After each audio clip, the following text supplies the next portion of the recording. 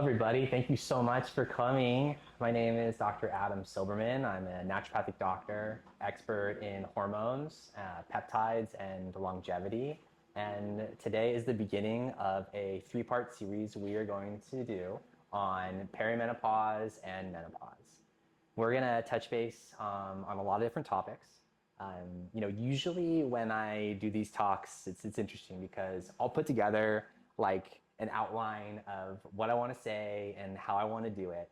And then many times the groups that I work with are like, yeah, that all sounds great, but let's do what you're going to do at the end first and what you're going to do at the first at the end. Because usually I'm talking about sort of like foundations of health and lab testing and these things that aren't necessarily like super exciting right away. And then at the end, I'm talking about hormones and peptides and advanced testing and all this really cool stuff that we do to help women along this journey safely and effectively. And they always challenge me to bring those things to the front of my conversations with folks. So that's what I'm going to do with you all. A little bit about myself. I've been in practice now for, over 8 years and have probably worked with around 1,000 or more women. I was kind of doing a bit of a tally this morning, thinking about it. Typically in our practice, we're seeing about 60 to 70% of our cohort is women.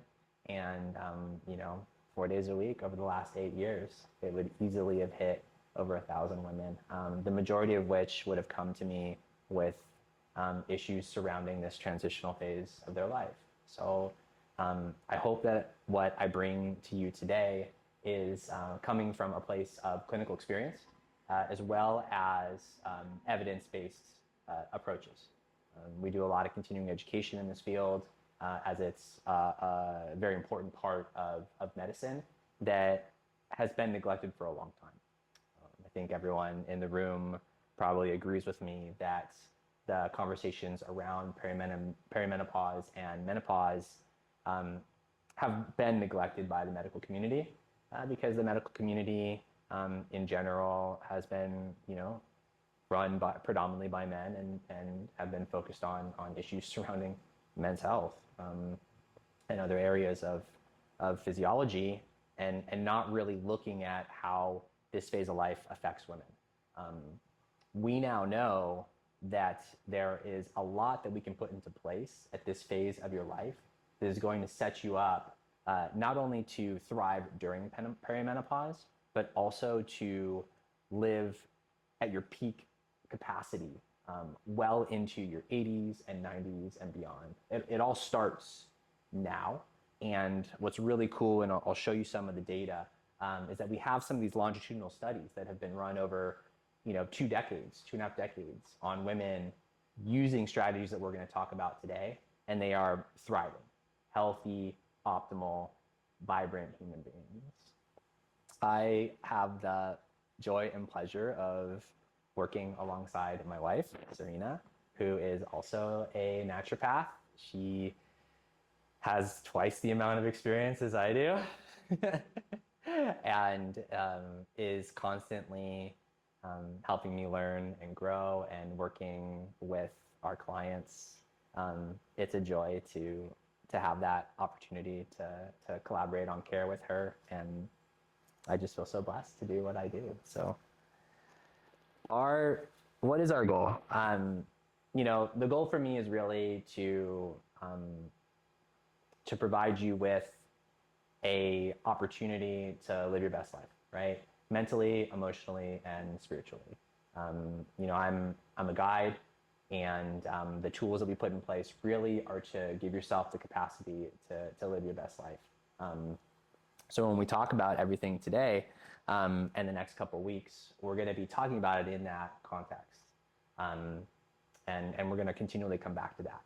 How does this strategy affect my mind, body, spirit? How does this affect my mind, body, spirit? To give you a bit of a roadmap of where we're going to go, today we're going to focus on the fun stuff. We're going to focus on bioidentical hormone replacement therapy and deep dive into estrogen, progesterone, testosterone, and DHEA.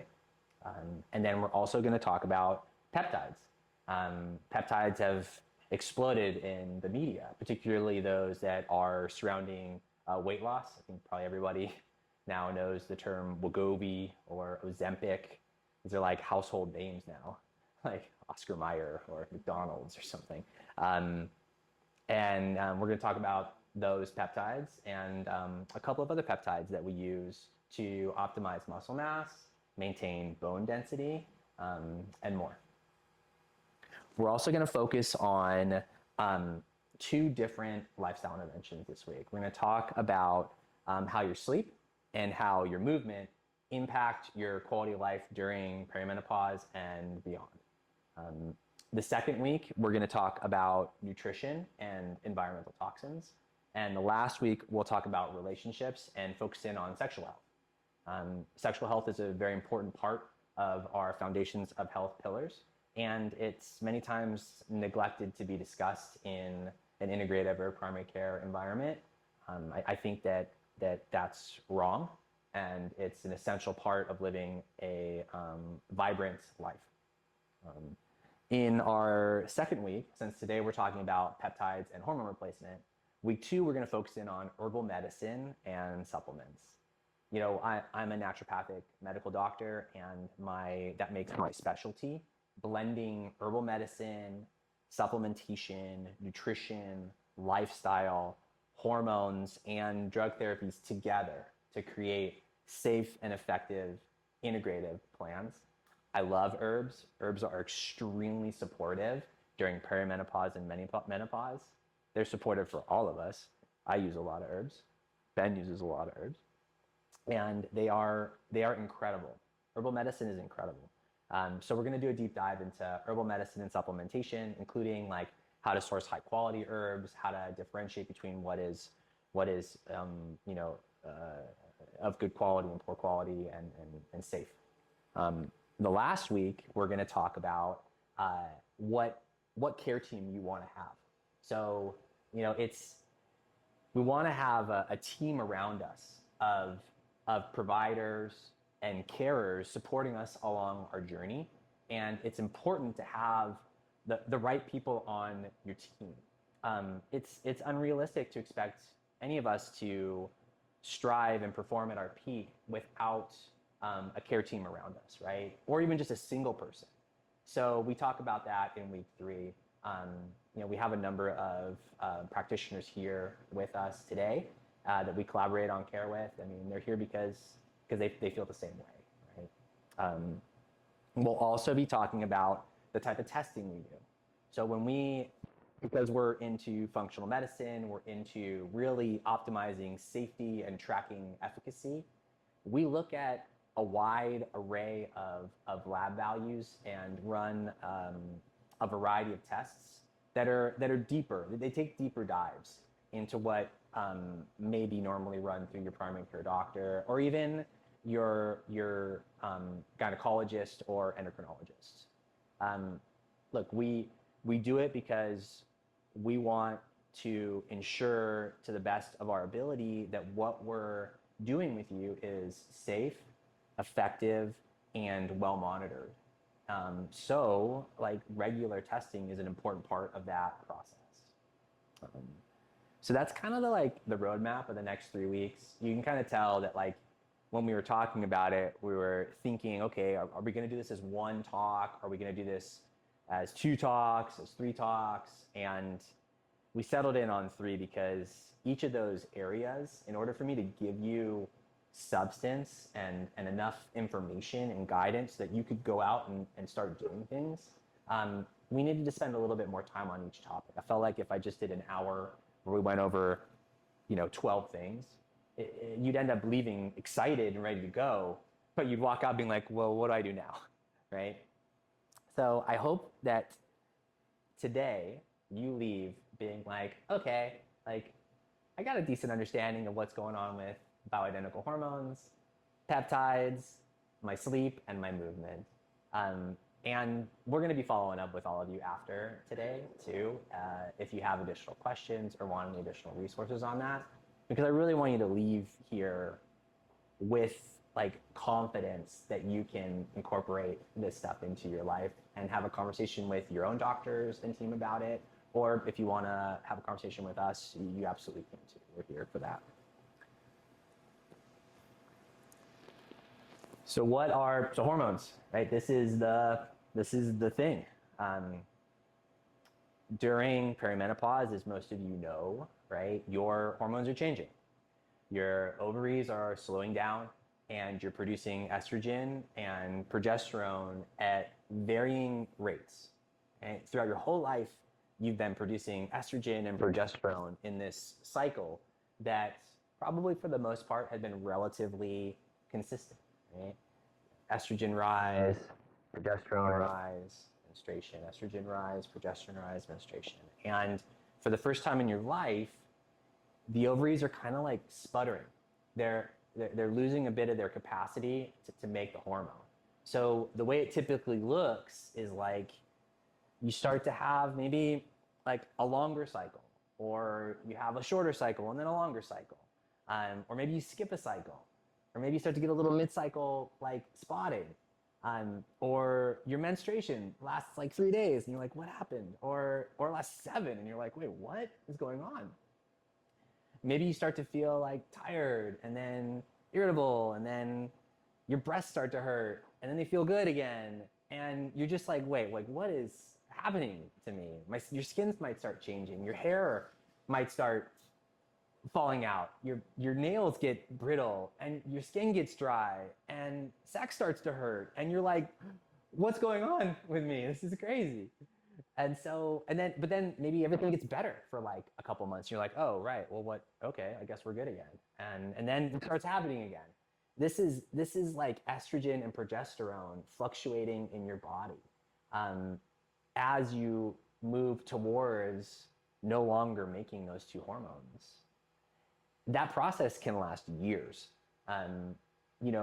Most women think that this process happens like in their late 40s, early 50s, lasts maybe a year, and then they're through it, and everything moves on. A lot of women's parents, when they ask their moms, oh, how was menopause for you? They might not really have a lot of data to give you, right? They might not remember when it started. Some women do have good history there, but others don't. And you feel kind of lost. You're like, what's going on? Like, what can I do? And for the longest time, we thought that hormones caused cancer. Like, that's what we thought. We thought that giving estrogen in particular, right, increased a woman's risk of cancer, specifically breast cancer, ovarian cancer, uterine cancer. And like what we know now is that is not the case. We know now that estrogen replacement, when done safely and effectively in the right form and is monitored in a woman to maintain ideal levels, does not reduce your risk of cancer. In fact, it actually lowers your risk of cancer. I want to show you a study that just came out in the Journal of Menopause in May of this year. Like, this is hot off the presses. Like, I don't think anyone else is talking about this stuff. I'm just a nerd, so I'm the one who Google subscribes to the Menopause Journal, right? Like, yeah, totally. When I found it, I was stoked. I was like, this is awesome. I'm like, let's go. But yeah, I know, right? We'll talk offline about why a Jewish guy with a beard is so into this stuff. But like, this is, the title of the study is Use of Menopausal Hormone Therapy, right, beyond age 65. So this is after the age of 65, right? And its effect on women's health outcomes by types, route, and dose, right? Like, this is the study that we've been waiting for a long time. This is a longitudinal study. It looked at millions of women through Medicare database. So like, highly validated, extremely reputable. And like, I just want to read the results kind of verbatim so that you can just hear it, right? Like, so the use of estrogen therapy beyond age 65 was associated with a significant risk reduction, so a decrease in risk of mortality by 19%. right? Breast cancer, 16% reduction. Lung cancer, 13%. Colorectal cancer, 12%. Congestive heart failure, 5%. Venous thromboembolism, right, 3%. Atrial fibrillation, 4%. And acute MI, heart attack, 11%, right? Dementia, 2%, right? It's amazing, right? So it goes on to talk about how the use of bioidentical hormones is safer than conjugated hormone, which is your birth control hormones, which many times are given to ameliorate symptoms of perimenopause. To further reinforcing that bioidentical or bioequivalent hormone replacement therapy is safe and effective in women. Like, this is, in my mind, just the culmination of years of studies that have come out recently, like over the past 4 or 5 years, that all point to the same thing, right? Bioidentical, regularly monitored, managed so that levels are good, and observed, as you would want your doctor to take care of you, does not increase the risk of anything. In fact, it significantly decreases the most common causes of death in women. So why did we think that there was a risk? Like, what happened? Right? What happened? There was a study that was done in the early 90s called the Women's Health Initiative, and individuals who understand the history of hormone replacement therapy know this study extremely well. It was a study that looked at that nurses, thousands of nurses, and it was a very expensive study, and they came to the conclusion that in a hormone replacement treatment arm, there was an increased risk of cancer. Now, like, shortly thereafter, there were other researchers and scientists that reevaluated that data and debunked the data. However, the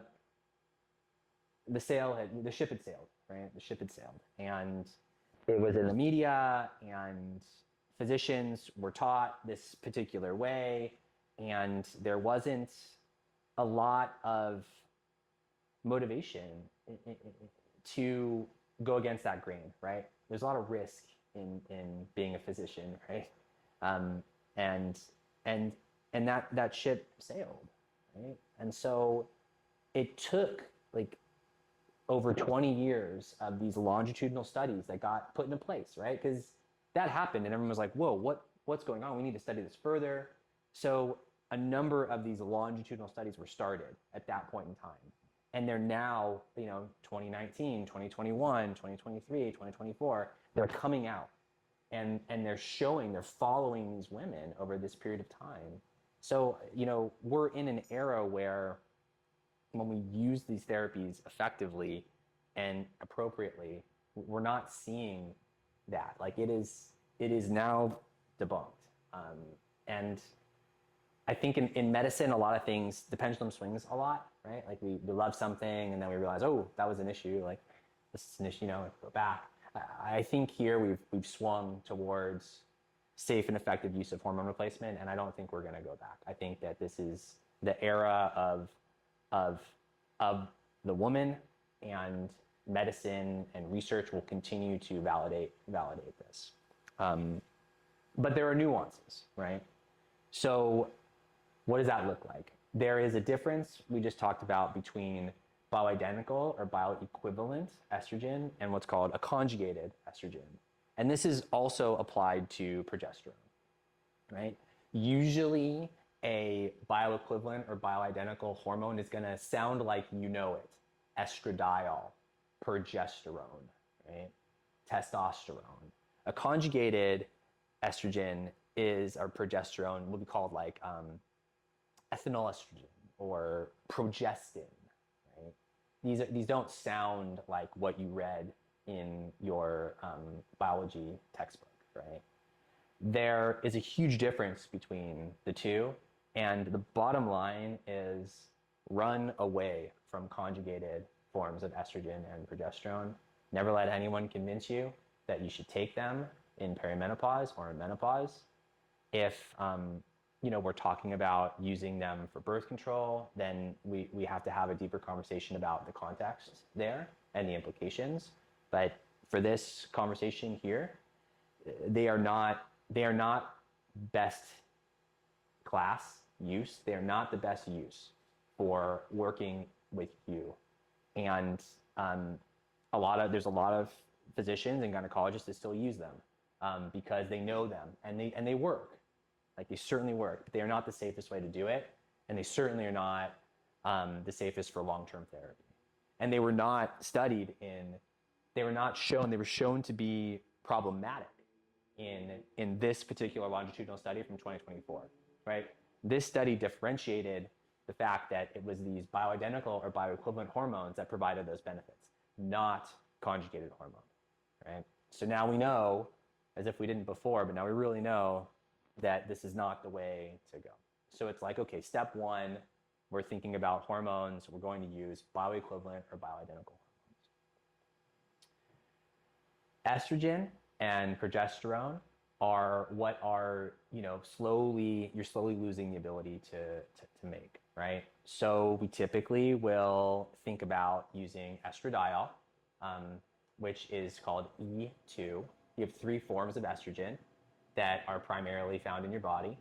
Estradiol is what we typically use either topically or as a patch.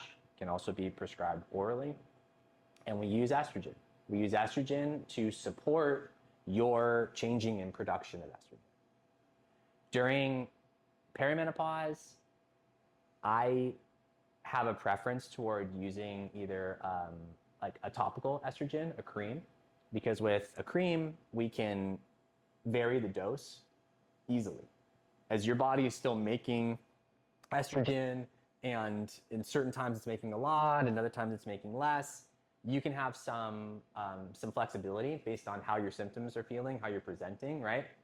Hot flashes, night sweats, changes in libido, changes in mood, right? Fatigue, brittle nails, right? You can use the estrogen if it's a cream within a range. And a lot of women like to have that level of empowerment so that they know they can, like, okay, I feel like I gotta ramp it up. Like, once you get used to it, you can have more control. But not everybody feels that way. So we also can give like a transdermal patch of estrogen, which is estradiol again, and you apply it twice a week. It's called a Vavel dot, and there are different doses. It's a stable dose. It's delivered kind of slowly, right? It's a delayed release, so it's kind of delivered at the same rate over that window of time, and you replace it twice a week. We check your levels to make sure that your levels are staying stable, and both strategies do a really good job of managing the symptoms of perimenopause, like the hot flashes and the night sweats, and particularly the cognitive changes that a lot of people go through. However, like these studies are pointing to, continuing these hormones into menopause and beyond have significant health benefits on you as you age, right? Reduced risk of heart disease, maintaining bone density is also a huge benefit of using estrogen replacement. So we're not shy about a woman continuing estrogen replacement therapy well into menopause once her perimenopausal symptoms have abated and you're on your way. I'm excited to see how these women look in another 10 years, right? When they're in their 90s and are still on these hormones. I'd be curious to see what that looks like, right? So that's estrogen, right? Estrogen's pretty essential. Progesterone is also made in your ovaries. It's also important, very important. Progesterone plays a role primarily in like feelings of anxiety that can sometimes come on during this phase of life. It calms things down. It allows for more space between an action and your reaction, your feeling.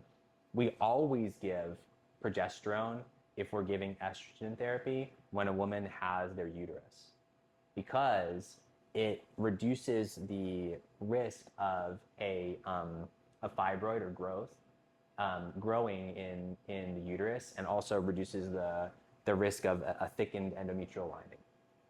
So we always give progesterone when we give estrogen. But even in women who have had a hysterectomy, progesterone can be supportive. It can help with when it's challenging to fall asleep at night.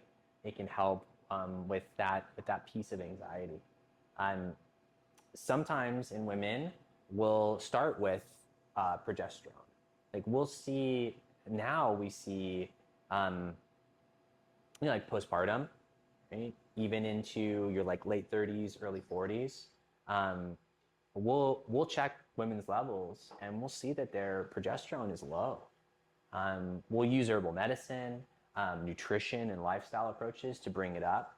But if we can't get that balance of estrogen to progesterone where we want it, we can safely give a progesterone, bioequivalent or bioidentical, either topically or orally to support.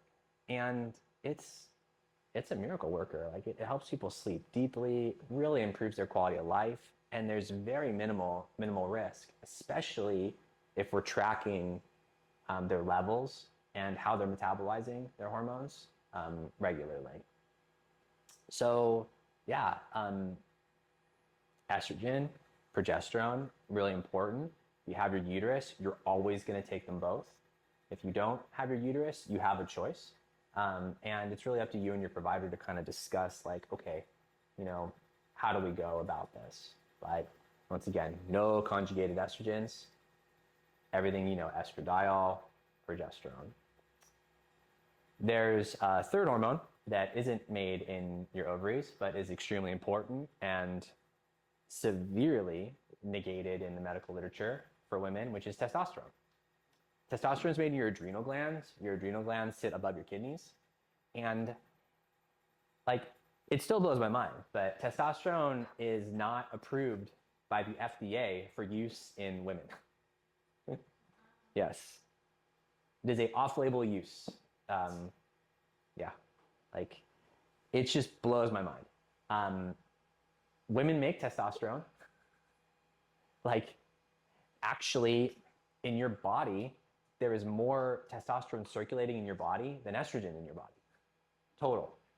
You have more testosterone in your body than estrogen. We have more testosterone in our bodies than you, but like you have, like most of us, we can talk about that another day, but like you have more testosterone in your body total than estrogen. Yet it's not approved by our highest and esteemed, regulatory agencies for support. Like, why is that? It's because no one's paid enough attention, right? And that just sucks. But we paid attention, and we love testosterone. Testosterone in women is a game changer. One, your body converts some of that testosterone to estrogen, so you're getting a little bit of estrogen when you get testosterone. But testosterone on itself is hugely supportive for reducing your risk of heart disease, can improve your cholesterol levels, and like most importantly, it helps you maintain muscle mass. Like muscle mass is life. This muscle is an organ. Like this organ we can control. Like we can slow our heart rate down a little bit, right? And we can breathe in and out. But really the only organ on our body that we have like total control over, right, is our muscle. And our muscle has significant impacts on our quality of life as we age. From everything in how we manage and regulate our blood sugar, which is so important for inflammation, for cognitive decline prevention, for bone health, to like our balance, our coordination, how we navigate through the world as we age. I mean, we all see it. Like we all see those oldies that are like cruising around. There's a couple that come here and they're just like, they're doing it, right? Like they're 80, they're 85. My grandpa's 95. And if it wasn't for his, I'm convinced, if it wasn't for his focus on his own physical performance that really started in his mid 50s, like after he had had a heart attack, um, he would not be the 95-year-old Gramps that we took out to dinner last night who walked into the restaurant, walked back to the car, right? Had communication with the waiters. Like, that's all because he's focused on maintaining muscle mass and movement capacity as he ages. And testosterone is such an important piece of that puzzle. Testosterone also helps with libido significantly.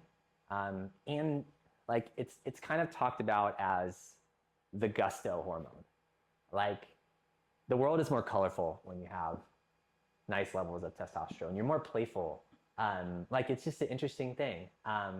And it kind of it turns on different parts of the body. Like you start to have more control over your muscles.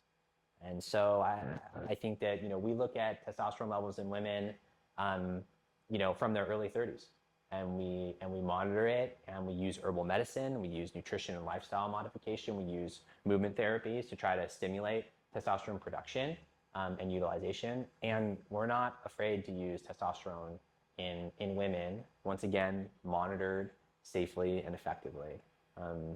It's an essential piece. And then, the final sort of hormone that we look at is DHEA. DHEA in America is sold over the counter as a supplement, but I think we're one of the only countries that does that. It's a hormone. Melatonin is as well, by the way. Melatonin is a prescription in Europe. Yeah, and so is DHEA. They're hormones, and they're classified in those countries as prescribable substances. So, we'll talk about that next week, but finding high quality DHEA is really important. But DHEA is a precursor hormone. It is like your body takes cholesterol and uses cholesterol to make your hormones. And DHEA is along that cascade of hormone production where your body will take this substance and either make your adrenocorticoids, which are your cortisol, your adrenaline, your noradrenaline, your aldosterone, or it will go and convert and start making your sex hormones, estrogens and progesterones. So when we give DHEA, we're basically like adding soil and to the process of you making hormones. And like in our world, we have a lot of stress and we feel a lot of pressure, and that drives this cascade, right? It drives this need for cortisol, this need for adrenaline, noradrenaline, epinephrine, norepinephrine, and that can sometimes deplete our resource of available DHEA and can impact negatively our ability to make estrogen, progesterone, testosterone. Interestingly, DHEA on its own, it's a blood, we can check it via blood. We can also check it via saliva. It itself is correlated to healthy aging. So maintaining DHEA levels within a certain range is associated with healthy aging on its own as an independent marker. So we think about DHEA in the context of it being a precursor hormone to helping us produce sort of our active hormones. However, it itself is also an independent marker of longevity. So yeah, it's kind of fun. So that's So when that's kind of what we think about when we think about hormone replacement therapy for women. And I'll move on to peptides, but I'm sure you guys have a lot of other questions about the hormones and stuff too. So what is a peptide? A peptide really means a small amino acid sequence. That's what it actually is. So we have different molecules in our body. They're all made out of amino acids that come from proteins that we usually eat, right? And they're different sizes and different shapes and conformations. And if they're small, they're considered a peptide. One of the most famous peptides is insulin. Insulin is a peptide that we produce in our body to help us manage our blood sugar. We can also give it as an injection, right, for diabetics to help them manage their blood sugar. Some of the peptides that are of interest in the perimenopausal and menopausal arena involve maintaining a healthy weight, keeping an ideal body composition, specifically maintaining adequate amounts of muscle mass, right? Maintaining bone health, and improving your longevity, the processes of longevity in your body. So when we think about peptide therapies, they're slowly becoming a mainstay in our practice. Peptide therapies, many of them have been researched for a long time, for decades, a lot of them outside of the United States, in both animal models and human studies. But the evidence is growing, right? So they are newer in the sense that we think we have a good understanding of their safety profile, but they're newer kids on the block, right? Especially in the ways that we're using them now. And a good example of that is the GLP-1 agonists that are used for weight loss now, right? These are the Wegovy, Ozempic, Zepbound, semaglutide, right? Tirzepatide, that are in the media. These are once weekly injections that are given. Historically, they've been given to diabetics, right? And were used in that capacity for decades. So we know that there is a relative amount of safety with these medications because we've observed these diabetic patients using them, right, for decades, and we don't see a significant change in their mortality rates compared to like a standard sort of cohort of individuals that were similar but not using the GLP-1 agonist, right? So compared to other weight loss medications that have been used in the past, like phentermine, for example, right? We have more confidence that these are going to be safer, right? But we don't know. We don't know what the long-term implications are of using these medications in healthy individuals to maintain their weight. We just don't know. But it's promising. And what we do in our clinical practice is pretty unique compared to the way that these medications are being administered in the general public. You know, we start with very low doses of these medicines. Like we're giving, you know, the term microdose gets thrown around, but we're using a tenth of what would be the standard dosing for these medicines, and we're seeing significant positive change in people's lifestyle habits without the negative effects of loss of muscle mass or otherwise. I think a lot of that also has to do with the fact that we like make sure people are training here, right, at SmartFit. Like we're making sure that even though they're not super hungry, right, that they're eating enough protein every day, full stop. And during the window of time that we're using these therapies, we're working on their food story, right? Like we're working on their relationship with themselves, mind, body, spirit, how that relates to their relationship with like their self-care and changing the narrative. You'll hear studies coming out now like, oh, 70% of the people that use these medicines regain all their weight within 6 to 7 weeks of discontinuation of therapy, right? Like, yeah, of course. If you go online and you go to IV Mend or whatever, and for $2.99 a month, you get some semaglutide and you lose 80 pounds, and then you stop and the work hasn't been done, you're gonna have lost all your muscle mass and you're gonna be worse off. So, like, it's all about context, right? Mind, body, spirit. Like, we have to bring that piece into how we work with people and how we treat, because all of these things give us a window of opportunity, and if we don't capitalize on it in the fullest context, we're not going to get the most out of it. So we use them. We use semaglutide. We use tirzepatide in our practice. They're very helpful alongside nutrition strategies, alongside movement and training, alongside sleep, hygiene. Um, but we in essence like have our people like signing a contract with us. Like, look, if you're gonna come on board and do this, like we're committing to you too. Like we're doing this together. And and that means more than a once a week injection. But I wouldn't shy away from them. Like I think that they're valuable, and these smaller doses can be really effective. Um, and there are people looking at that. They're just not there yet. I don't think I need to talk about why drug companies like to dose higher, but they can sell more.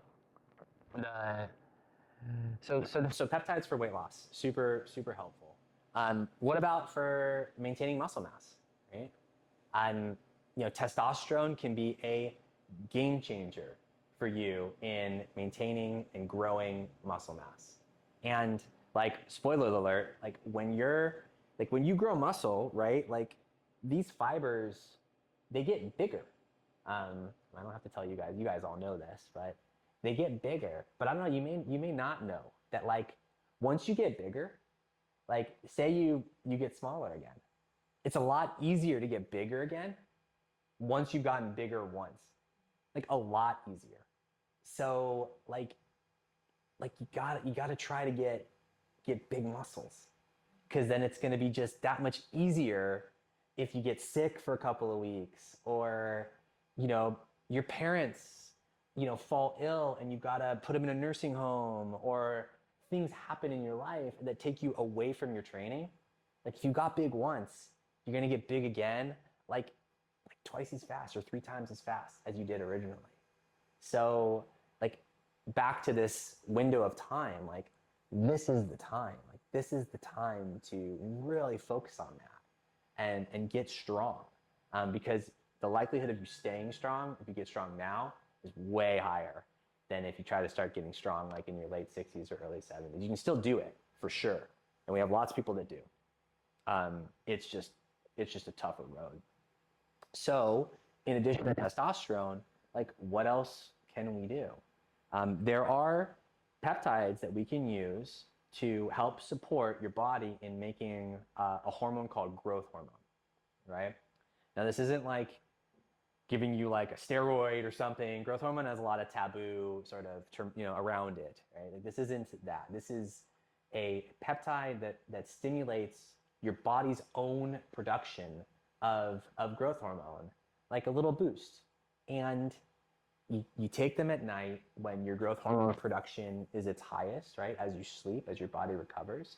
And it allows you to hold on to more muscle mass. It allows the time window between your training sessions to be a little bit shorter, so you're recovering more completely after each training program. So we all know that we don't gain muscle when we work out, right? We gain muscle in between our workouts, which is why it's so important to time, right, our ARX trainings and otherwise.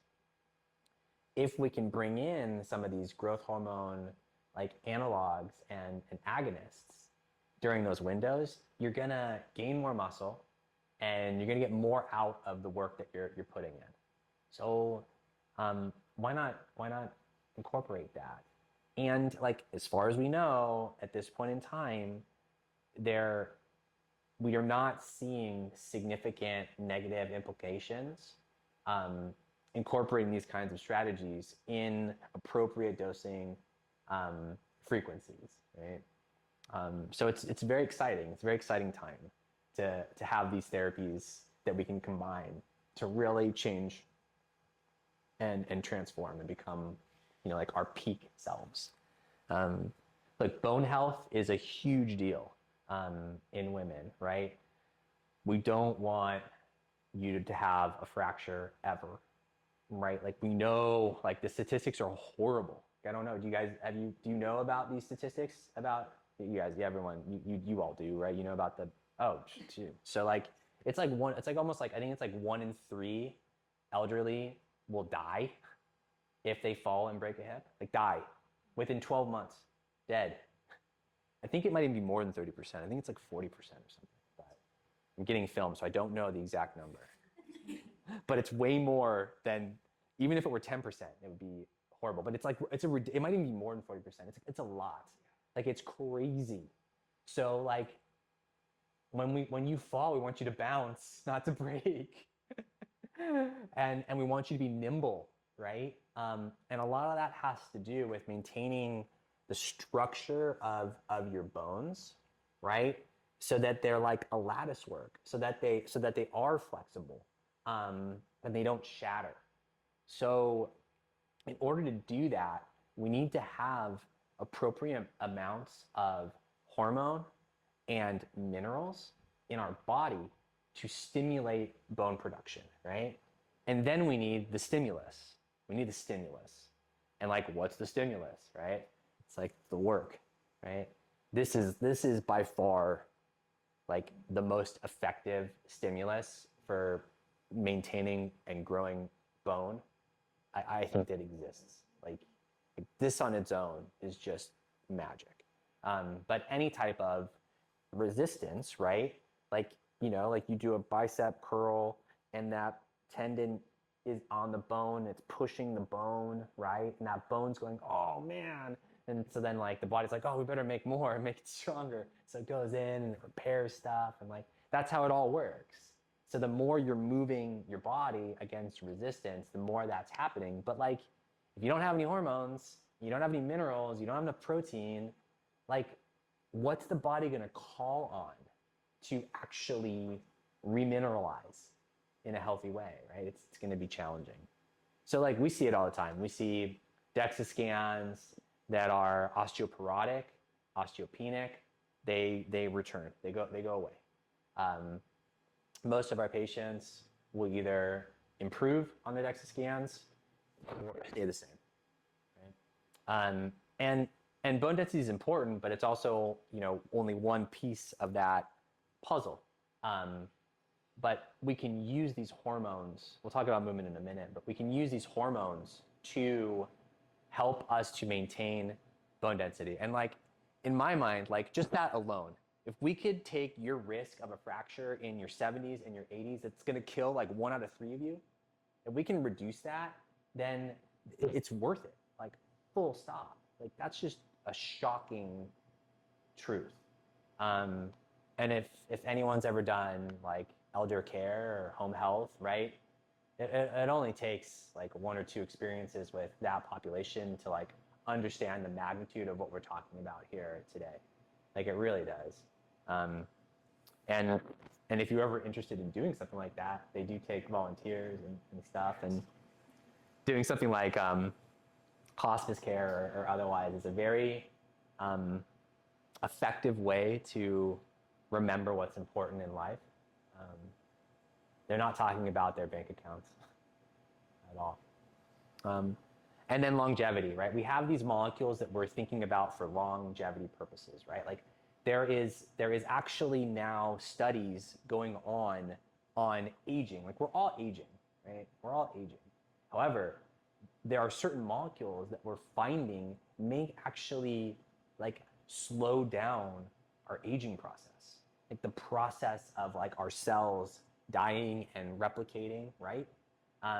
2 interesting fields of study in this are the use of a drug at different doses, but it's called rapamycin. It's a drug called rapamycin. And it can help improve, like it helps with your cellular health, right?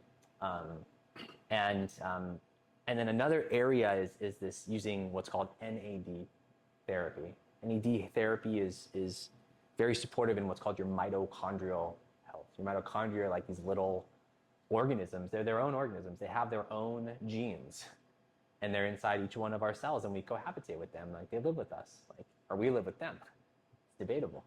And if we take care of our little buddies, like they help us out inside that cell. They help keep that cell clean.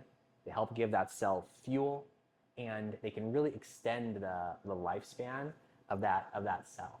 So there's some really interesting stuff that we can like bring into your lives that in a safe way that that's kind of on the forefront of medicine, particularly when it comes to just augmenting the process of aging itself. Like, are we reversing aging? No. Um, However, like I, I'm pretty confident that within like another 5 or 6 years, like we're gonna see rapamycin in particular. Like there's a study on dogs that is coming out. Dogs are an interesting species to look at because they mimic our own lifestyle environment, our life environment, unlike any other animal, right? Like they live in our living rooms and they have highs and lows and they mimic us, right? And there's a study that's about to finish up on dogs and their lifespan with rapamycin, and it's looking like really promising. So like, yeah, I don't know. But we are willing to incorporate those kinds of therapies into our clients' treatment plans because we think they're at a place where the safety is there, right? Enough to justify the implementation because we also think that the rationale is strong and they can have positive impact. There's definitely a lot of stuff that we think is not quite there yet that we're watching, but we actively keep an eye on these things and bring them into our clients' portfolio. Um, but it's just a really cool time to be like around. It really is like um, so I hope you guys can see this. I thought this was cool. Let's see if it works. Oh, maybe it won't work because I don't have the Wi-Fi. Oh man. Okay, well we'll show it to you another time. It's like a dancing guy because we're gonna talk about movement. Yeah, it's like a dancing fuzzy kind of dude. It's probably a chick, but whatever. And like it's movement, right? And so to go back to the mind, body, spirit, right? Like why do we do this stuff? Like, do we hit the carol because we love doing the carol? Like, do we hit the Vesper? It's like, oh yeah, what do you want to do on a Sunday? And I'm like, oh, I want to go hit the Vesper. Like, I want to go hit the air. Like, I love them, I really do. But like, what I love about them is that I can play with my kids all day and not be sore or be hurt.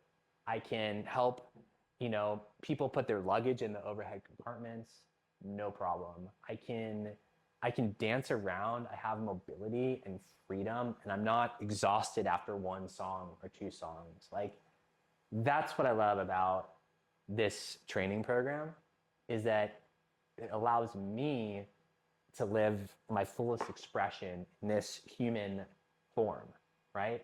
And I know that if I continue to do these types of training, like this specific training, that my cardiorespiratory fitness, my strength, and my mobility um, will be will maintain, like will be good.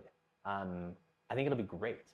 So like that's why I think like movement is like I don't know like in science like we cop a lot of flack like naturopathic doctors and functional medicine doctors and people like Ben and Mina like in the fitness industry we cop a lot of flack, right? It's like oh there's no studies on nutrition like or like oh it's so confusing, Dr. Silberman, like should I do paleo, should I do keto, should I do keto paleo, keto vego, ovo paleo, vegan, fasts, like I'll just drink water.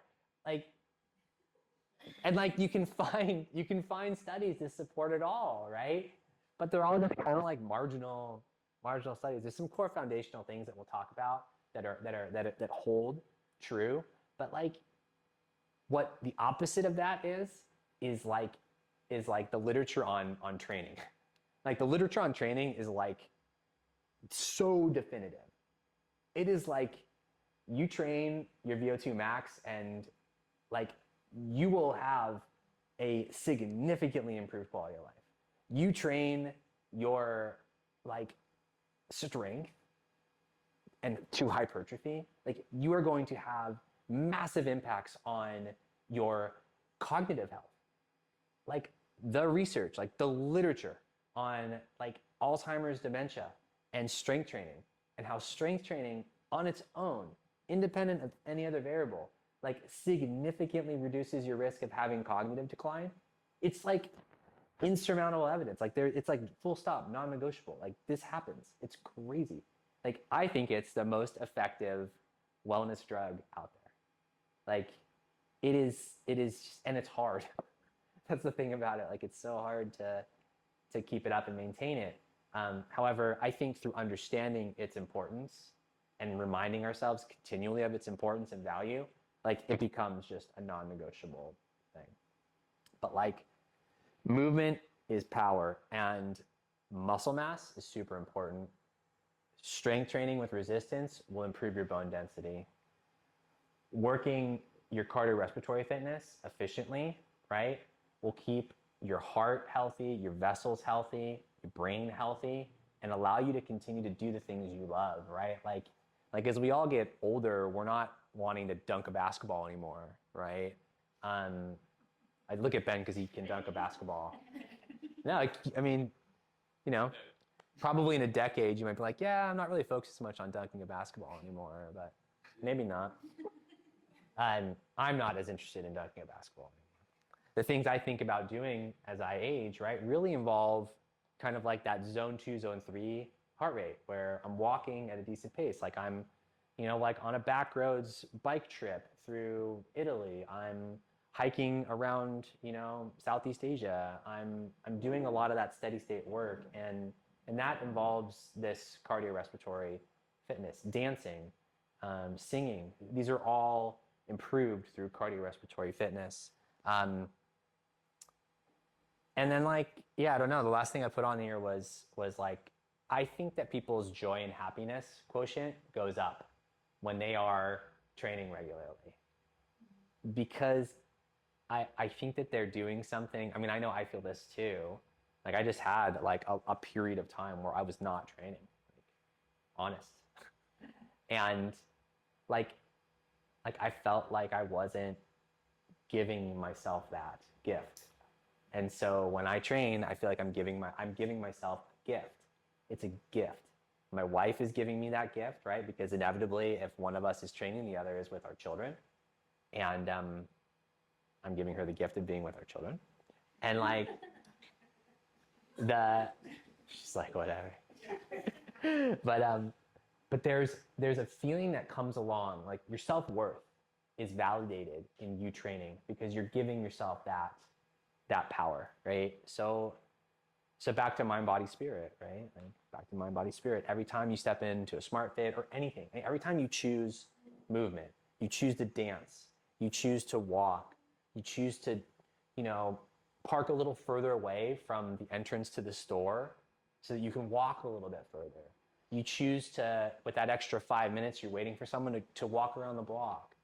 Like, every time you do that, you're giving yourself something. Like, you're worth it. You're confirming to yourself that you have worth. And I know it sounds like very hokey, but the more I get into this medicine, the more I realize that sometimes the biggest limiting factor in someone's ability to realize their peak and create shift is they feel like they're not worth it. And that's just like a really hard thing to sort of sit with and hold. But yeah, so that's not you guys because you're training, so we're good. So that's movement, right? I like Smart Fit, but I think that anything you do, just be consistent with it and don't get hurt, because getting hurt is like the best way to stop and derail all of your movement progress, right? Luckily, like we talked about and we'll talk about in week 3, we've got incredible carers and healers around us that do amazing things with bodywork and get people back on their feet within weeks, right? In fact, many times when people have an injury training, when they come back into training again, they have a different awareness of their body and they're a lot less likely to get hurt another time if they're rehabbed appropriately. If they're not, then things can actually get worse. But the other piece that we'll talk about today from a lifestyle standpoint is sleep, and then I'll stop talking, you can ask questions. Sleep is also, like, I think that if I had to rank them, I'd rank movement as number 1 in terms of like data-driven science on how this impacts us, and sleep is a very close second. Like, they're almost kind of like in the same zone. And then I think as we get into like stress management, nutrition. Otherwise, we kind of like dip. But sleep and movement are just critical. One, they impact each other, right? If anyone's trained here, like after a poor night's sleep, try to do a leg press. After a great night's sleep, try to do a leg press. And you're like, yes. And movement and sleep affect each other, right? If we're not sleeping well, we're not recovering. And one of the big challenges in perimenopause is that sleep gets really disrupted. There's these sweats that happen at night. And it's like you're freezing and then you're super hot and then you're freezing again. Or you're like anxious and you're like, why can't I fall back asleep? And then you're like hot and then you're like, oh, I'll put on like a story. But then you're like hot and then it's like, and then you're cold. So it's just like the worst. And it happens again and again and again and again. And you're like, oh my God, like when is this gonna end, right? Well, like hormone replacement, like solves it. Like for the majority of women, dialing in the right amount of progesterone and estrogen just solves the problem. Additionally, using our herbal medicines and supplementation, with or without hormone therapy, can be extremely helpful too.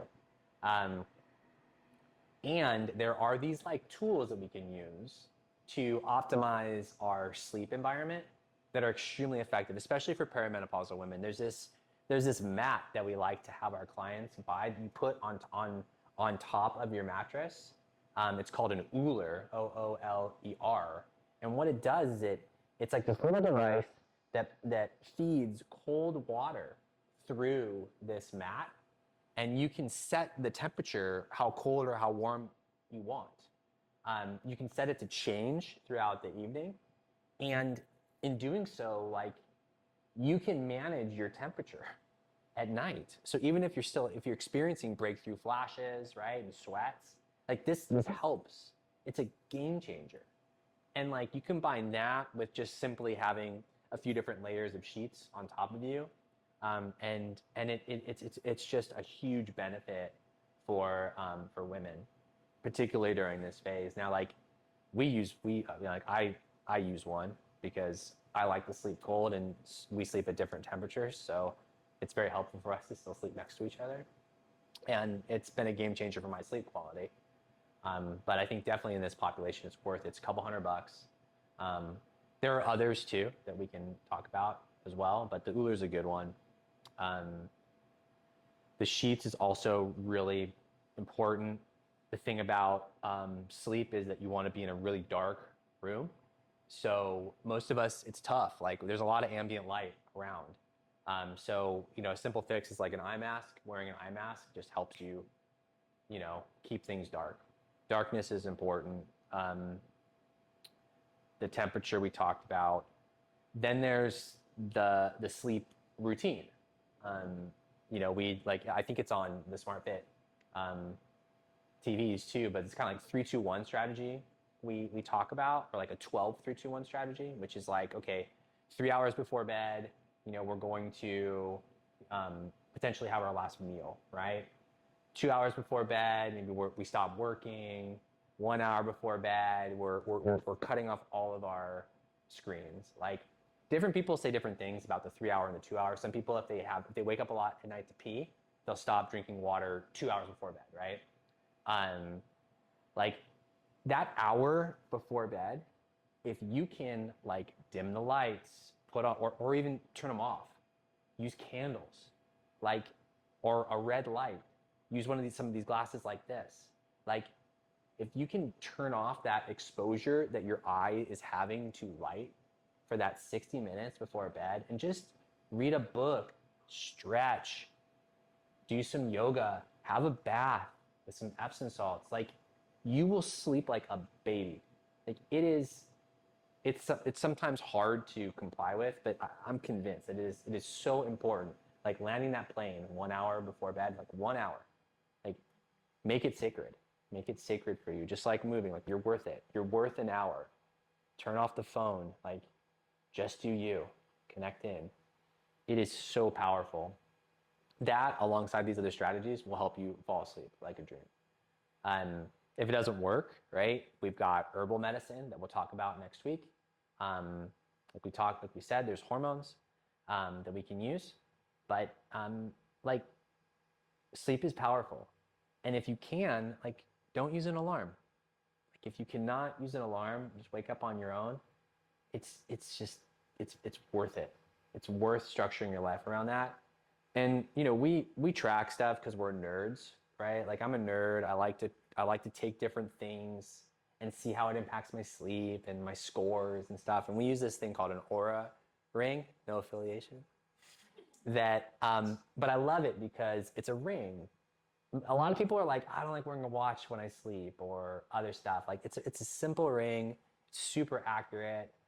It not only looks at our quality of sleep, but it also gives us an idea on how well we're recovering with our the entirety of our life's stressors, mental, emotional, and physical, right?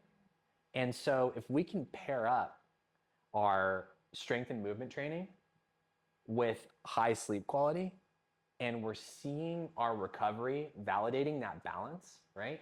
We know we're in a good rhythm. We know we're in an ideal rhythm. We know that the likelihood of us getting injured is going to be really low. We know that we're going to have a lot left in the tank to do the things that we love.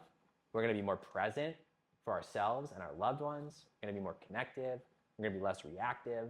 Like, it's on. We all feel it. Like, you know the difference between a poor night's sleep and how you are in the world and a good quality night's sleep. And using a tracking tool can help, especially if you're bringing in things like, oh, I want to see what chamomile does or melatonin. It can be very helpful in understanding what to utilize. And then, of course, there's drug therapies. Like, sometimes there are cases where we use different types of medications to help people extend their sleep timeline or fall asleep. There's a lot that happens out there, like in the world. There's a lot of trauma and otherwise that play a role in people's ability to fall asleep and stay asleep.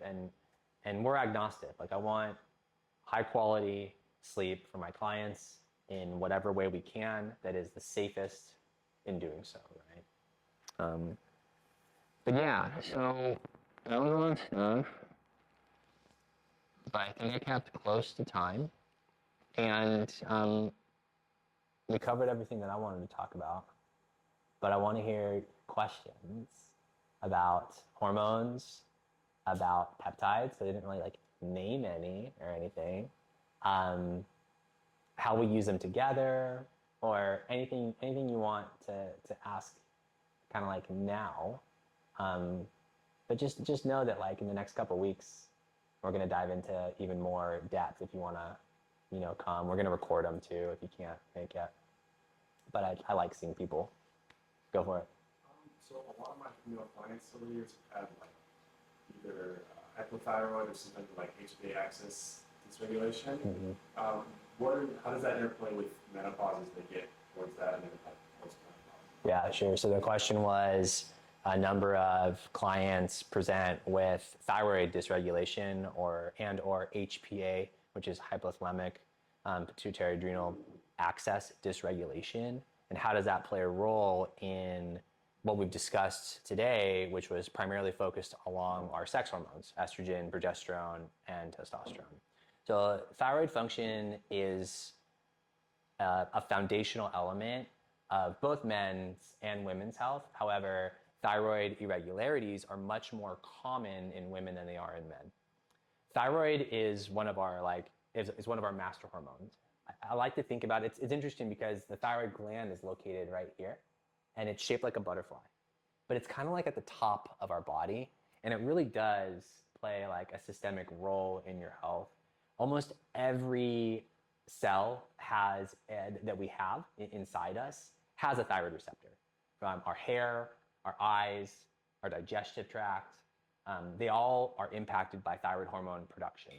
So when our thyroid hormone production slows down, which can happen for a number of reasons, we see systemic changes. We see challenges maintaining a healthy weight. We see hair loss. We see slowed and impaired digestive motility. We see brittle nails. We start to see changes in like the lips as well on physical exam. Certainly cognitive decline and fatigue. And and there we have to intervene, like certainly. Many times we'll see clients in the perimenopause and menopausal arena that have not had their thyroid fully evaluated, and they're being dosed much higher on their hormones because of that fact, because their thyroid isn't optimized. So the clinician is relying more on the sex hormones to support the quality of life of the patient, right? Now, like when you talk about the HPA axis, that's the third piece of kind of like your endocrine triad, we like to call it, right? Like, so you have these sex hormones that we talked about today, right? The estrogen, the progesterone, the testosterone. You have this thyroid hormone that is critical to your cognitive function, your energy levels, right? Your mood. And then you have the adrenal health, the health of your adrenals, which is your cortisol production specifically. And your cortisol, like wherein your thyroid and your sex hormones are kind of giving you your top end and bottom end of energy for the day. Your cortisol is what spikes and troughs to give you like a boost of energy, or when it's down, you're like, oh, whoa, what happened? And so we have to look at your cortisol rhythm and your thyroid function alongside your sex hormones so that we can make sure that we're dosing you effectively and treating the root cause. Many times with thyroid conditions, a primary care physician will check one marker called the TSH. And like it gives us an idea. It's a highly validated marker. It's very well established. And if people have thyroid disease, like full-blown thyroid disease, it will be off 100%. However, there's a wide range of like subclinical thyroid concerns that may not show up in that TSH number alone. But if we look at a more expanded panel, it becomes clear. And when it's paired with your symptoms, right? God forbid we listen to our patients, it becomes just glaringly obvious that this will be helpful for you. So yeah, I would say that, I mean, in every female, postpartum, right? Certainly important to check your thyroid 6 weeks postpartum. And in our perimenopause and menopausal population, I would certainly at a minimum check TSH, free T3, free T4, possibly the antibodies as well. Because it's like you're kind of shooting yourself in the foot if you don't look at it. And then next thing you know, a year later, you're like, oh, right, well, guess I found some hypothyroidism or something. And you're like, well, could have handled that a year ago, you know? So yeah, you have to look at it. And then in my clients, like we look at, it's like we don't get the full picture. If we're not looking at your cortisol rhythm and we're looking at your hormones, we're not looking at, we don't have everything we need in order to create a plan for you. So like, I try my best to get every single one of our clients to also look at their cortisol production. The thing about that that's interesting is the most effective way to look at cortisol and how your adrenals are working is to use a saliva test where you take a sample 4 times over the day. When you wake up, you want your cortisol to be up because you're up, right? Your melatonin is down, you're up. Like, I'm up, people. And then slowly throughout the day, you wind that down, you land the plane, and then you fall asleep, right? Like, in our world, that the dysfunctional rhythm of our HPA axis, of our cortisol production, is like, it's like a pandemic. Like, it is so common because we have all of this stimulus. If we don't control our environment, like we're born to react. Like it's in our genes. It's a survival mechanism. However, now we have all these things that are coming at us that aren't necessarily a threat like that anymore, but they really do change our hormones as if it were. And that wears us down. And we see that in the cortisol rhythm. So again, right, like we get a perimenopausal woman and like, oh man, like you need some testosterone, like bad. And it's like, and then, oh, you need some estrogen and progesterone, bad. And you're like, yeah, I'm feeling a little bit better, but not great. And if I don't look at your thyroid and your cortisol, I'll be like, okay, well, let me give you some more of this. You're like, oh yeah, I feel better. But like next thing you know, your levels are just up, right? But if we look at your thyroid and like, ooh, hang on, like Like, oh, and you also kind of have slow motility in your GI tract. Oh, you also are kind of like losing a bit of hair. Oh, and you also are like fatigued out. And oh, right, you also have challenges with your body composition. Well, maybe the thyroid can be supportive too. And let's try that. Oh, we look at your adrenal rhythm. It's like, ooh, your cortisol is bottomed out. Like you must have had a really intense past couple years. It's like, yep, it's been tough. My parents are, losing their mind or something. My job's stressful. My kid's giving me an issue. Okay. And it's like, well, we got to do something to support that too.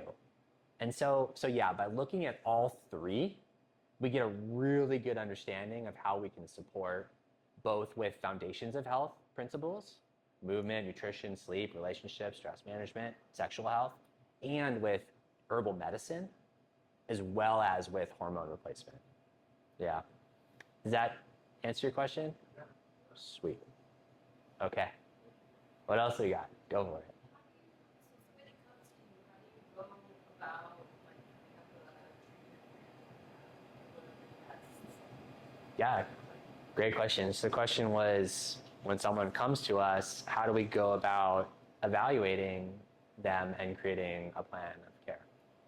So like, the first thing is we listen to your story, certainly. So we take time and we hear your story. I know that's not like the question.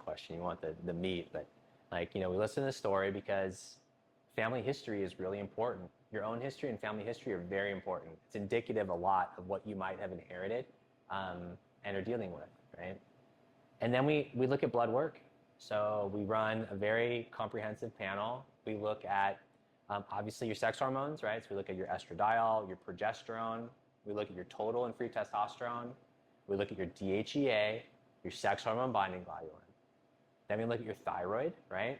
As we talked about, TSH, free T3, free T4, and we check antibodies, thyroid antibodies in women at least once because the prevalence of autoimmune thyroid concerns is high enough in the female population, and the cost of the test is so low that it's worth it. If we find it early, we can work very effectively so that it never becomes an issue. So we always look at thyroid in depth, sex hormones in depth. We do, if people are willing, we run a 4-point saliva cortisol test, right? Which is what we just talked about. So we run that 4-point saliva cortisol test. Through blood, we can also look at some key nutrients, right? Like iron, for example, very common deficiency in women that can impact energy levels and is just such a simple fix. We always check iron. We check ferritin as well, which is an iron storage molecule. It's like like if your iron's good, but your ferritin is low, you're kind of like pre-iron deficient. We look at your vitamin D. Vitamin D status is critical.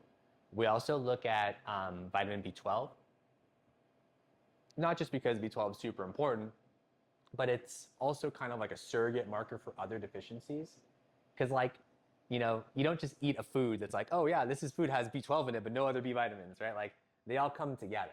So like if your B12 is deficient, then you're probably gonna be needing some nutritional modification to support your entire B portfolio, right? We can check for all the B vitamins, but I don't typically run them all because, at least not in the beginning. So yeah, B12, vitamin D, iron, those are key nutrients that we look at. Then we look at stuff like, we look at your, what's called a metabolic panel, which looks at your blood sugar, looks at your liver function, your kidney function, make sure that your internal organs are functioning appropriately. Many times we'll find fatty liver disease in our perimenopausal and menopausal patient population, never had been diagnosed before. That impacts your ability to metabolize and excrete hormone, as well as other things. So it's important for us to understand how your liver is functioning, and we can see that through, it's like $7 test. Very important, right? We look at what's called a CBC, which looks at like your red blood cell counts and your white blood cell counts, so that we can understand if you're anemic or have a wide range of other sort of like immune conditions. Then we look at a cardiometabolic profile. So that evaluates your inflammatory markers. We look at homocysteine, HSCRP as a minimum.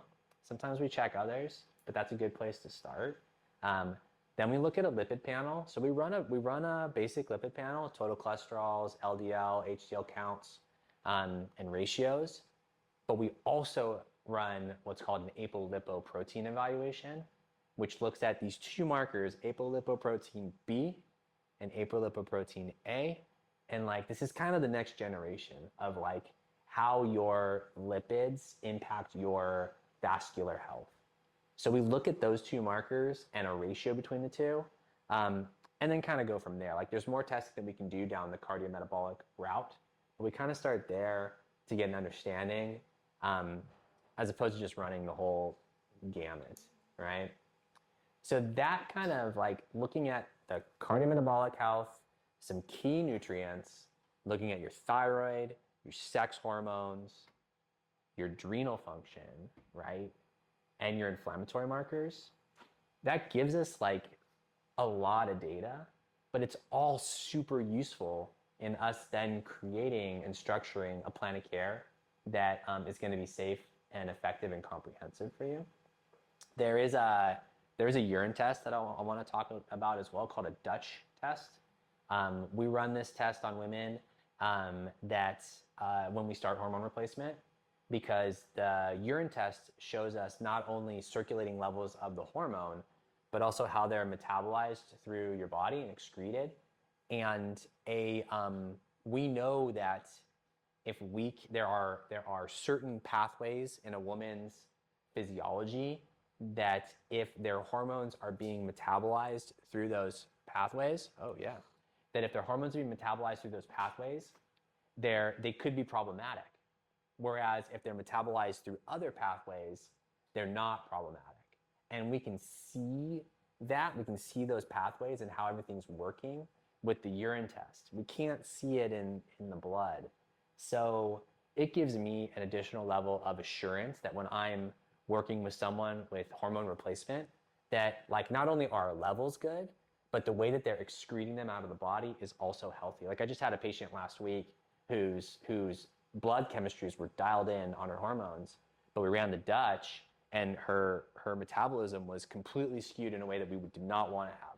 Like we did not want to see that at all. So we had to change tacts and make adjustments, and we're gonna reevaluate ongoing. But if it doesn't change, we'll probably abort therapy because it's just not like it's risky. It's risky. So we do see it, and that's what we do. And particularly, like Serena and I manage a number of women that are breast cancer thrivers, and we're running Dutch panels on them all the time to monitor and adjust how their estrogen is being, utilized and their hormones in general in the body.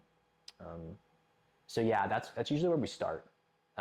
There's a lot of other things like we're going to talk about next week, like how environmental, like toxins and what are called xenoestrogens. I don't know why I quoted that. It's a real word. Xenoestrogens is a real word. How xenoestrogens can like impact your own production of estrogen, guys, gals, and why that's not cool, like why that's not okay, and how that impacts hormones. Like, so yeah, we kind of start with that, and then we go from there and kind of dig deeper based on your own kind of unique history. But just like that sounded like a ton of stuff, but the reality of it is to pay cash for those labs, it's like $300 for all that blood work. $300 for the cortisol testing, the saliva testing, it's like $200. So like literally for five, I mean, I think we're running this non-invasive hormone assessment, which is a saliva panel that looks at your estrogen, progesterone, testosterone, DHEA, and 4-point cortisol. And I think we're going to charge like $300 for it. And it includes an interpretation from me, a little video of me being like, hey, this is what, like, we just ran one. It's cool. I think my video is awesome. But like, yeah, my girl. But like this, like, so it's like, literally, it's like, oh, is this everything? Like, it doesn't check your thyroid, right? But what it does is it gives me like enough data to be like, all right, like, and you fill out a questionnaire and stuff. And I'm like, look, like, this is what's happening. Like, let's get your thyroid checked and let's check these other things and let's get on it. But this test alone, like by knowing all those hormones and the saliva cortisol panel, we can start treatment. We can start a lot of things, um, and see change. And you spit into a tube 4 times during the day, and you get all that information. It's so cool, and it's accurate. Like saliva testing is validated against blood testing. Um, if this were a practitioner, like sort of talk, I do a lot of practitioner talks as well. We would talk about like which hormones specifically are like more accurate via saliva versus blood, versus urine.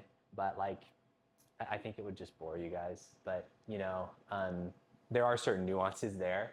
But this is awesome, and I'm so stoked that women who are in this gym who want to perform at their peak and do everything that they possibly can have this as an entry point into the journey of what we're talking about today, right?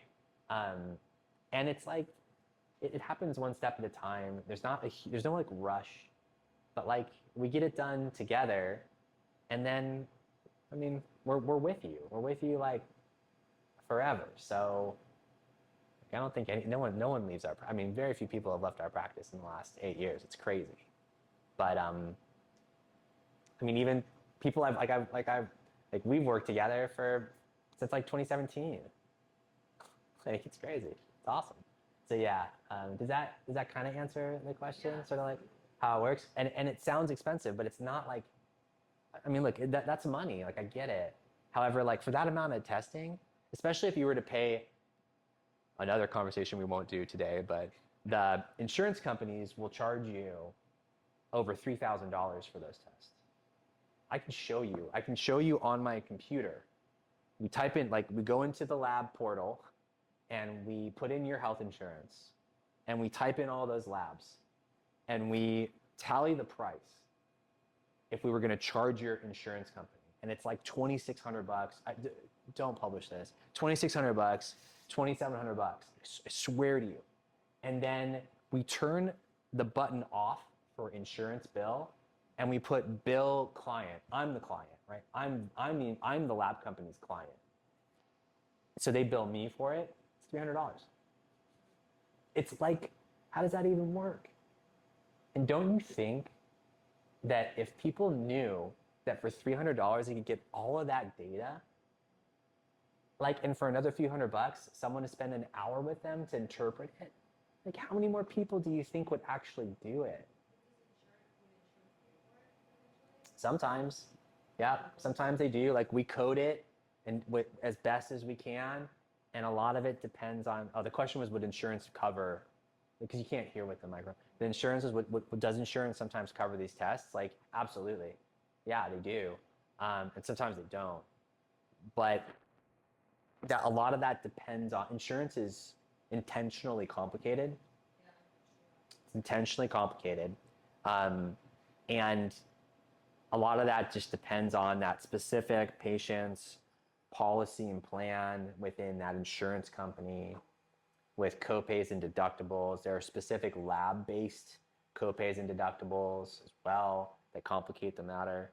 But we certainly code it because the portal gives us like guidance kind of on how to code lab testing for insurance purposes, just like you guys probably have the same guidance, right? If medically necessary.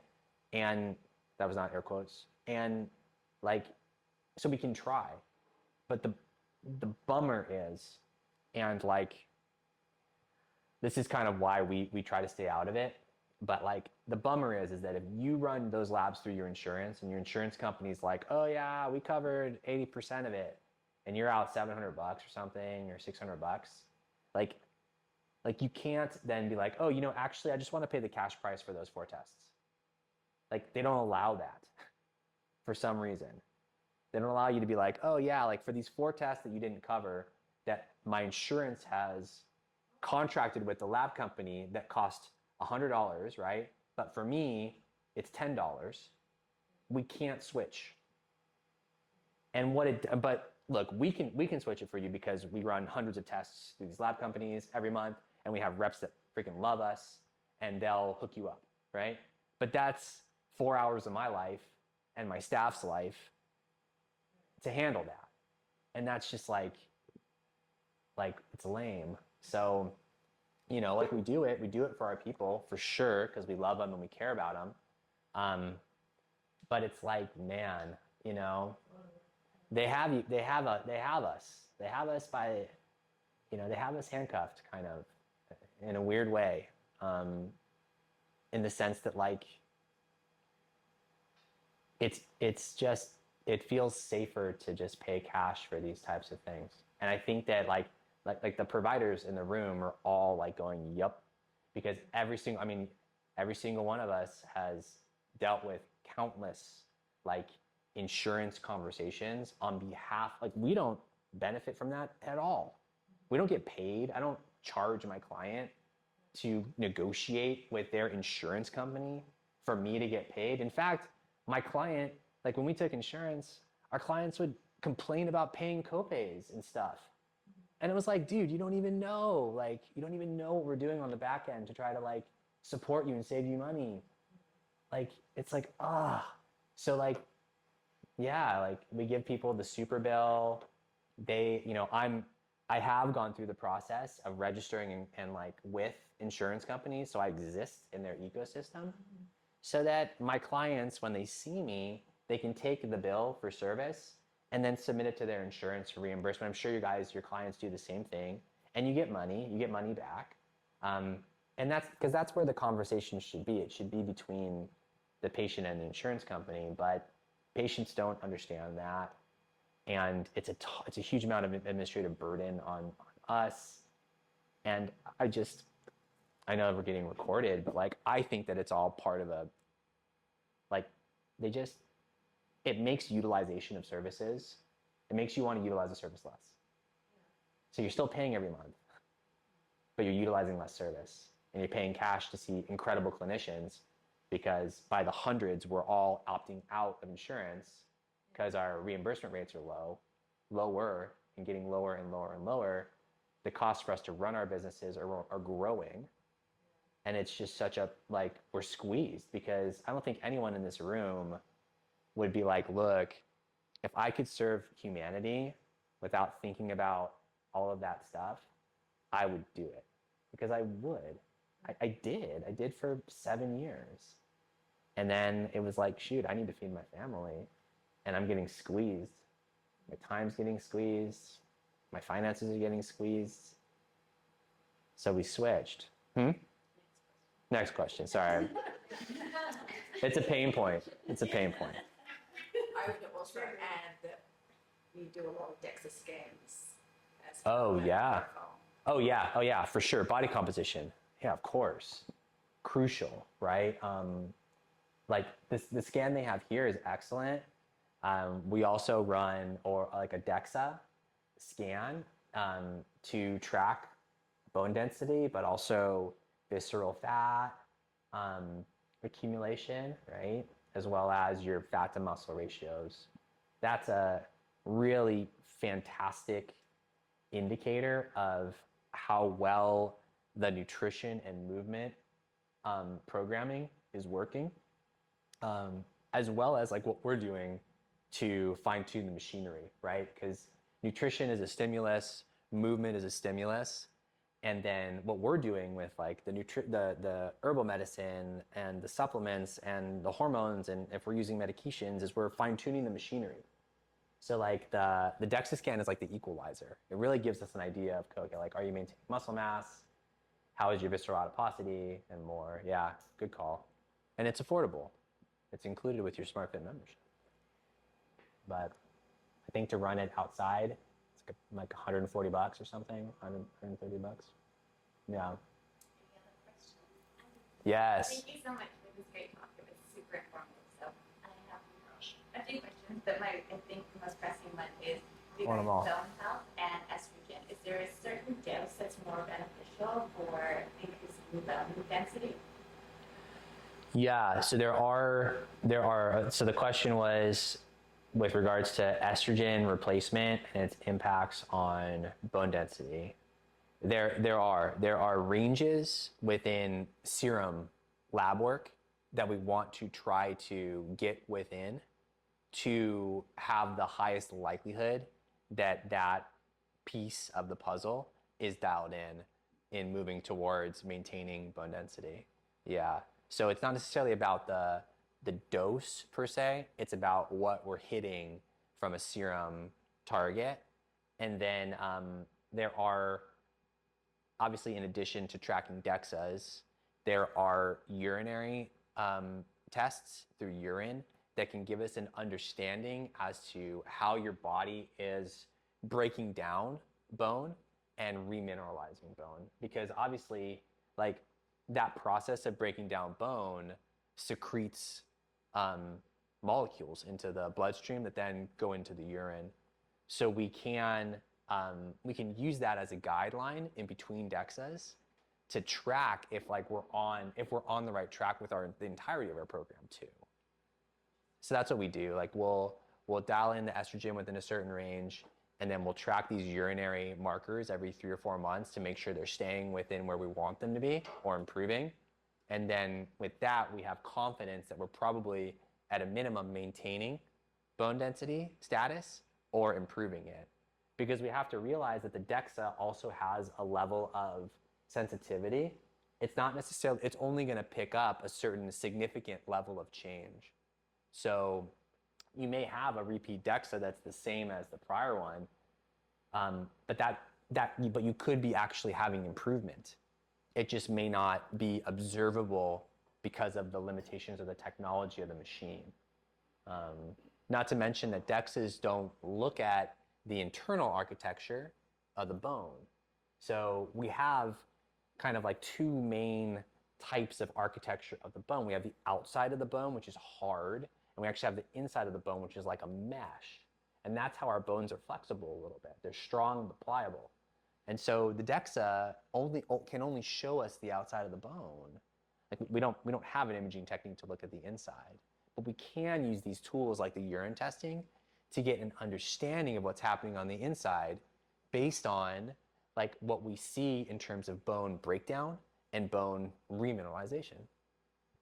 What's your next question? I want to know them all. So in terms of bioidentical hormone, progesterone in particular, Sure. is there an advantage over the cream and the oral progesterone? So in other words, I've heard, and I don't know if it's true, that sometimes the oral progesterone can protect the uterine lining more, or is the cream just as effective protecting the uterine? Yeah, good question. So the question's about progesterone and specifically progesterone cream. Progesterone can come as a transdermal cream compounded by a compounding pharmacy, or an oral progesterone. An oral progesterone micronized can be compounded in specific doses, but can also come commercially available through a pharmacy. And if there's a safer choice, particularly with regards to like maintaining the integrity of the uterine lining. So where the research lies is in oral progesterone, because it's the most well studied. So like we can hang our hat on it. We can hang our hat on to in a woman that has a uterus, if we're giving estrogen replacement, we know because there's significant data and validation that oral progesterone does the job, right? Like we know that. Now, from that data, we infer that compounded transdermal progesterone also confers the same level of benefit because we see serum levels of progesterone rise in a similar way. Unfortunately, because compounded progesterone is not a commercial product, it won't be researched or studied in the same way. Now, there are certain things that happen when someone takes an oral product in terms of bioavailability as well as metabolism. And there is some thought in the community that with oral progesterone, there are some unwanted metabolites that can occur that do not occur with transdermal progesterone. We don't think. Now, we don't know how important that is, or we just know that it exists. And so what I advise my clients, specifically with regard to the opposition of estrogen as part of the therapy with progesterone, is that, like, look, if you want to be true to the research, right, you do oral progesterone. If you want a progesterone that is purely progesterone, there's no other stuff in it, then you go with a compounded progesterone, because that pharmacy in a sterile environment puts that progesterone in a capsule and that's all you get, right? However, like, there are cases where transdermal progesterone makes more sense for a woman. Like if they're in perimenopause and your hormones are fluctuating a lot, you may want to have the ability to adjust your dose more flexibly, and that comes with a transdermal application of progesterone.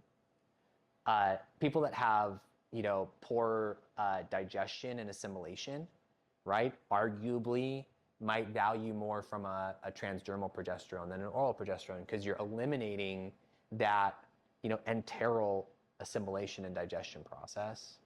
So that's usually the conversation I'll have with people. Does that help? That's super helpful. Okay. Can I ask one? Yeah, I think so. Are we cool with that? Anyone else? I don't want to take up any other questions. The other question I have is in regards to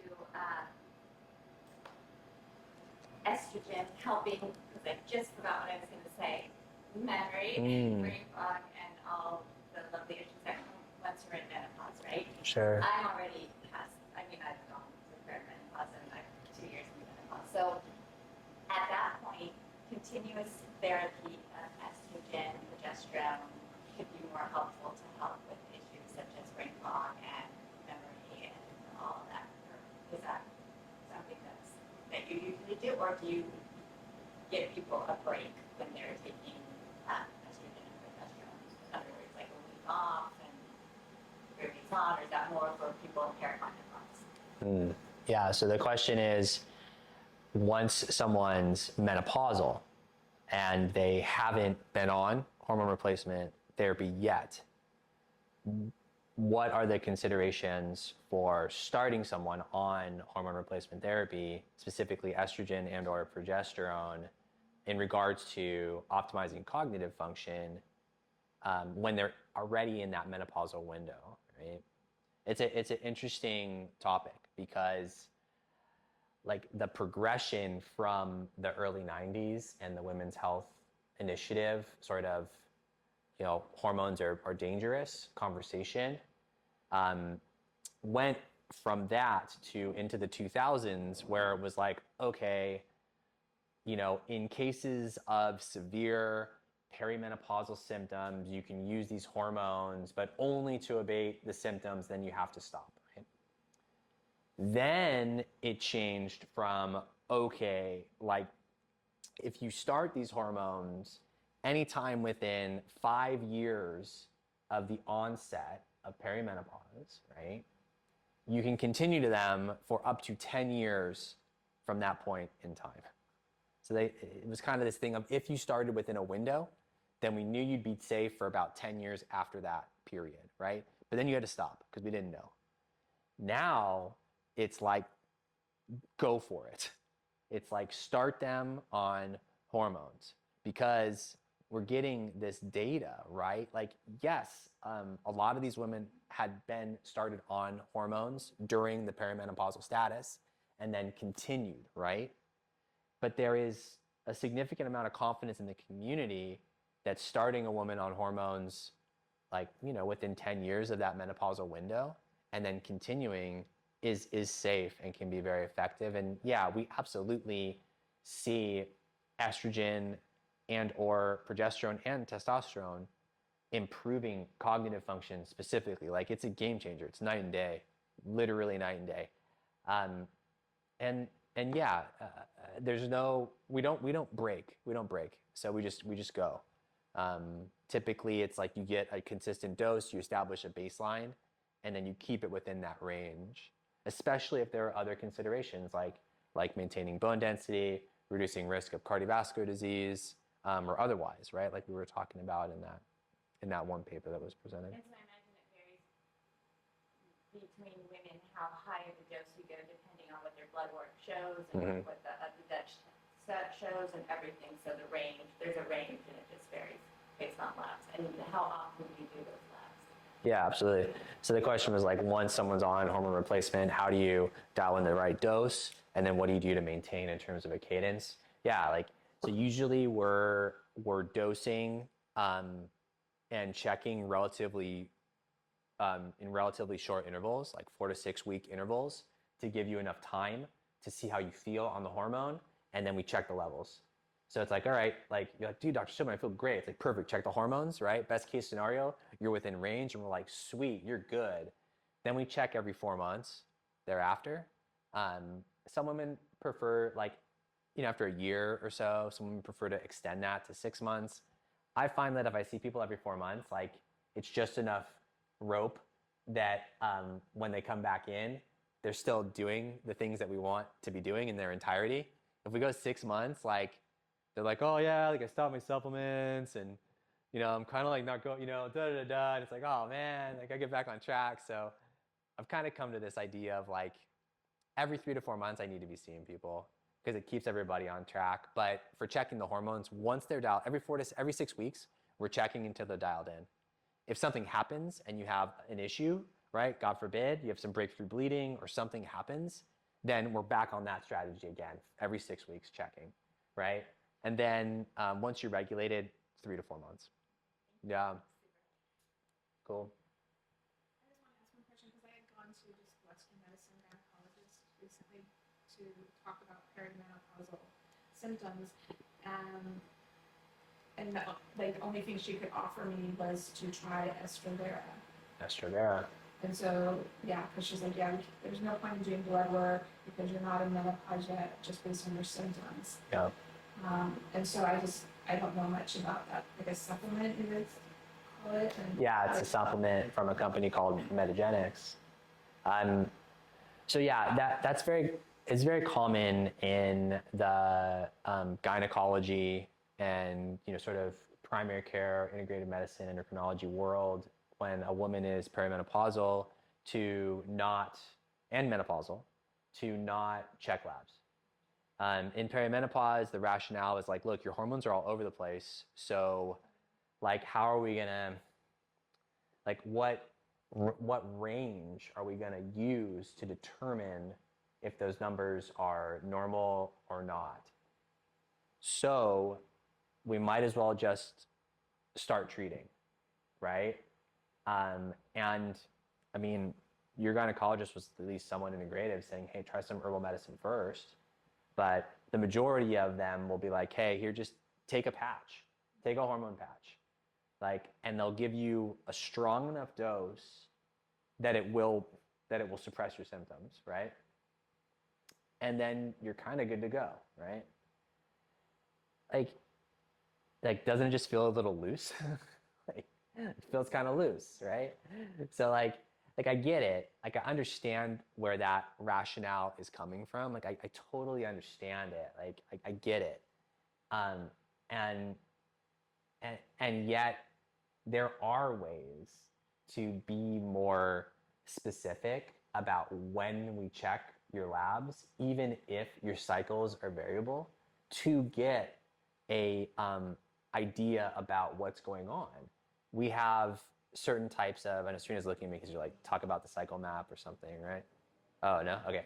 So like, we have an ability to, we have like a kit, kind of like this one, it's called a cycle map that will track your cycle over a like 32-day window. So every X number of days, you kind of give a sample, and then we can look over that window as to kind of what your rhythm was doing, and then we can know. There are also now like at home, I think it's called the Mira, is it? I don't know if you guys, do you know, did you use this? I haven't used that, but I've heard of that. You know what I'm talking about? Yeah. So what it is it's this little device, like, this is rad.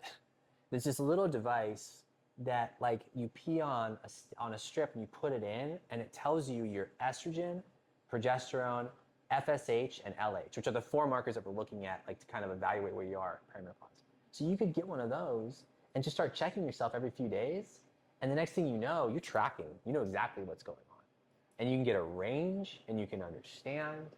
And so yeah, like do you need to have the labs to start? Like need? Like, no, you can kind of start, right? But like, is it helpful to understand where you're at to help inform the where we start in our dosing strategy so that we don't just hit you with it?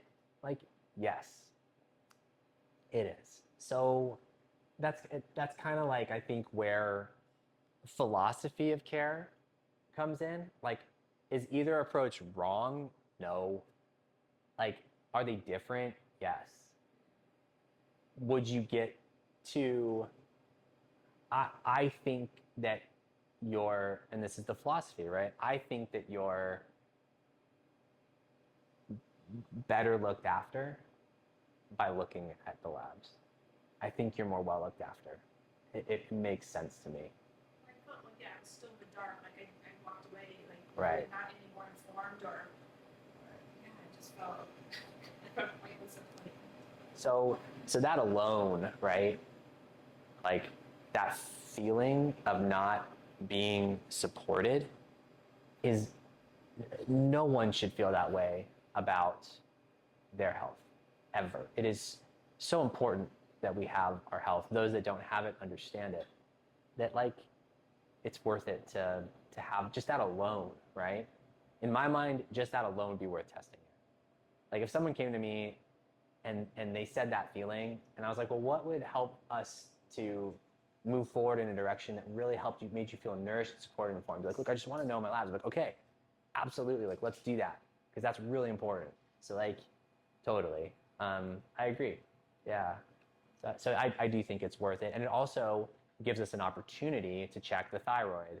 It gives us an opportunity to check the adrenal profile and all those other markers, so that we can kind of like it's just I've been caught out. I've been caught out with, like, I admit it, I've been caught out with a patient who was a challenge for me, and it turned out she was anemic, and she was becoming anemic at the end of her menstrual cycle, and she was getting all these symptoms, and it was like cyclical, and I'm like, oh, it's hormones. I'm gonna give her all these herbs and all this stuff, and she was anemic. She was becoming anemic at the end of her menstrual cycle. And as soon as we corrected that, her whole world changed. And then we helped improve her cycle bleeding and stuff. But like, so it's like, you got to check. So that's another reason, because the labs give us a little bit more to do too. But thank you for sharing that story. Yeah. What else you got? Anything you want to talk about with your pregnancy? No. I use my Aura Ring to track. You do? Yeah, well, like to conceive. You did? Yeah. Yeah, that's cool. We were just talking about that. So these rings will, yeah, use your basal body temperature to help understand. That's dope. Isn't that cool? We started. Do you know about that? I don't use it anymore to track it, so I don't have to like, oh, for that. But I do use it for HIV. That's good, right? Stress levels is amazing. Yeah. Wow, there's so much technology. That's cool. Yeah. Just for cycles in general, I recommend it to clients, like track their cycle. Yeah. It's been a game changer in having conversations about using like natural fertility methods, which we call like the fertility awareness method. This is a huge game changer in acceptance and of that in younger patients, because they need to have the confidence, right? Like above all else. And so it's cool. That's rad. Yeah. Yeah, I like that. What else you got? What do you got, Stream? I know it's late.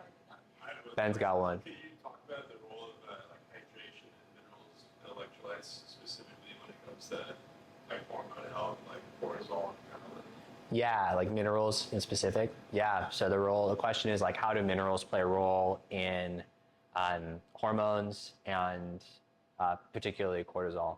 So like everyone kind of knows that our minerals are like responsible like for like as core parts of our bone health or something, right? Like our minerals like phosphorus, calcium, magnesium and stuff. But what a lot of people don't know is that these minerals actually like at the cellular level, like where the hormone binds to the cell to like actually do its thing, to start its enzymatic process, a mineral has to be there to allow for what's called a conformational change so that that hormone can bind and work.